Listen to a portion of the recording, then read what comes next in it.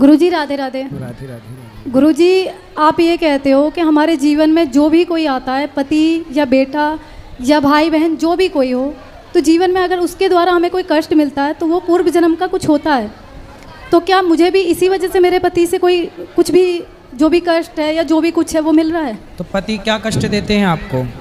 गुरुजी, हमारी शादी के 8 साल हो गए हैं। शादी के बाद भी वो इस तरीके से रहते हैं जैसे कि कुंवारे लड़के हैं, उनके अंदर जिम्मेदारी वाला कुछ भी नहीं है। और अभी 4-5 महीने पहले जो पत्नी के लिए देखना एक तरीके से वो देख ले तो उसके मतलब बर्दाश्त से बिल्कुल बाहर है। मैंने अपने पति को अपने सास के घर में ही किसी और स्त्री के साथ देखा। इस कंडीशन में देखा कि मैं बता नहीं सकती हूँ। उसके बाद कौन स्त्री थी वो? पता नहीं। तो आपने पूछा नहीं कौन है ये? हाँ, बंद कमरे में रात में थे, बस मुझे किसी तरीके से पता चला और जब मैंने गेट खुलवाया तो वो 2 दरवाजा थे, एक से निकल के भाग गए। तो आप देख पाई उसको? हाँ, देख लिया। तो कौन थी पता नहीं लग पाया? पता लगा वो वही मोहल्ले की थी, उनका कुछ उनसे गलत था। गुरुजी, उसके बाद मैंने अपने आप को बहुत कोशिश किया, ऐसा किया कि बस ख़त्म कर लूँ। फिर मेरी बड़ी वाली दीदी ने जो है मुझे समझाया कि इसका कोई समाधान नहीं है। कितने लोगों ने बोला तलाक दे दो, लेकिन हमारे इधर हिंदू धर्म में तलाक नहीं है। और फिर 2 बच्चे हैं मेरे छोटे छोटे, उनकी वजह से मैं जी रही हूँ। मगर वो जलन है ना, आज भी मुझे अंदर ही अंदर बिल्कुल बीमार बना दी। आपके पति को ये एहसास नहीं हुआ कि उन्होंने? नहीं गुरुजी, सबसे ज़्यादा दुख, वो देखने से भी ज़्यादा दुख वो है, वो कभी ये भी नहीं मानते कि हाँ मैंने ये गलती की है। और अब भी मैं चाहती हूँ कि वो सुधर के चले, तो उनका बस ऐसा ही तो है। अभी भी उनके साथ है, पड़ोसन के साथ चक्कर के? अभी एक के साथ, वो एक के साथ भी तो नहीं रहते हैं। फिर ऐसा भी नहीं है, मतलब बस ऐसा ही है। तो हमसे क्या पूछना है? गुरुजी, मेरे अंदर ये सब चीज़ें जो देख लिए ना, उसके बाद जलन चल रहा है। बताइए आप मैं क्या करूं? और मुझे उसी घर में रहना पड़ेगा क्योंकि मेरे पिताजी नहीं है। अगर मेरी माता को पता चलेगा कि बेटी के साथ ये सब कुछ है या तलाक या ये सब कुछ भी, तो वो तो जीते जी मर जाएंगी। मैं उन्हें भी नहीं बताना चाहती। मुझे बताइए मैं अब क्या करूं? आप बच्चों को पढ़ा लिखा के योग्य बनाओ और भगवान के आश्रित रहो। गुरुजी, ये सब चीज़ें चलता रहेगा तो मेरी बेटी भी है, अब 8 साल की होने वाली है। ये सब चीज़ें तो उन बच्चों पे भी असर पड़ेगा। मुझे बताइए कि मैं क्या करूं? पति को लाओ हमारे पास। गुरुजी, ना तो वो भागवत देखते हैं ना सुनते हैं, जो उसके जरिए मैं सोच रही हूँ कि उन्हें सुधार दूं। वो कुछ देखना भी तो नहीं चाहते हैं। जो पराई स्त्री के चक्कर में पड़ जाता है, सत्संग करते तो पढ़ते ही क्यों पराई नारी के चक्कर में? पढ़ ही इसलिए गए क्योंकि सत्संग से दूर हैं। अच्छाई से दूर होंगे तो बुराई तो हावी होगी। इतना कुछ न्यूज़ देखते हैं कि आजकल पत्नियां दूसरों के साथ मिलके क्या क्या पति के साथ करती है, फिर भी मैं ईमानदारी के साथ उनके साथ हूँ। मैं गुरुजी यही चाहती हूँ। अभी तक डर नहीं लगा पति को? क्यों? नहीं, क्योंकि मैं ऐसी हूँ ना, उन्हें पता है कि वो कहीं नहीं जाएगी, रोएगी धोएगी, कुछ दिन मायके चली जाएगी, फिर आ जाएगी। सही है। गुरुजी, ईमानदारी के साथ रहते हैं तो हमें ये मिलता है। अच्छी पत्नियां तो भी परेशानी।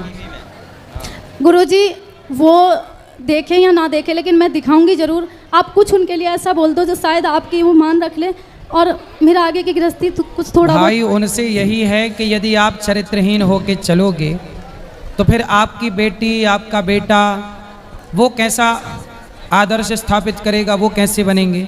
इसलिए माँ बाप ही बच्चों के दर्पण होते हैं। बच्चे कहाँ देखते हैं? दर्पण में। दर्पण कौन है? माता पिता।